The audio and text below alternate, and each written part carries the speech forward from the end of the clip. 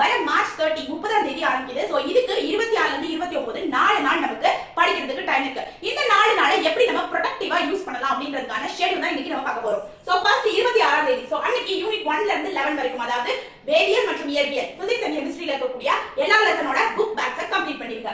Next 27/3 அன்னைக்கு unit 12ல இருந்து 23 அதாவது பயாலஜி உயிரியல்ல இருக்கக்கூடிய எல்லா லெசன்ல உள்ள புக் பேக்ஸையும் கம்ப்ளீட் பண்ணிருங்க. அண்ட் 28/3 இன்னைக்கு ப்ரீவியஸ் இயர் क्वेश्चन பேப்பர்ஸ் அதாவது நம்ம சேனல்ல இதுக்கு முன்னாடி நடந்த 5 இயர்ஸோட ப்ரீவியஸ் இயர் क्वेश्चन பேப்பர்ஸையும் நம்ம டிஸ்கஸ் பண்ணிருக்கோம். சோ அந்த வீடியோ பார்க்காதவங்க பாத்துங்க. So previous year question papers தான் நமக்கு 80% ஸ்ட்ரைக் கொடுக்க போகுது. சோ மறக்காம ப்ரீவியஸ் இயர் क्वेश्चन பேப்பர்ஸை கம்ப்ளீட் பண்ணிருங்க. பிளஸ் அன்னைக்கு உங்களோட இம்பார்ட்டன்ட் இன்சைட் क्वेश्चंस ஏதாவது இருந்துச்சு அப்படினா அதையும் ஒருக்க ரிவைஸ் பண்ணிருங்க.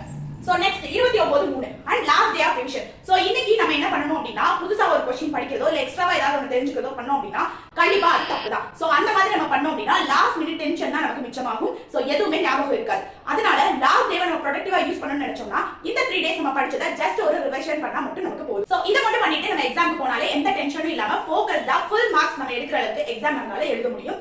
சோ இந்த வீடியோவை மறக்காம உங்க ஃப்ரெண்ட்ஸோடையும் ஷேர் பண்ணிட்டு நம்ம சேனலை ஃபாலோ பண்ணிட்டு மறக்காம ஷெட்யூலை யூஸ் பண்ணி நல்லா படிச்சுக்கோங்க. All the best.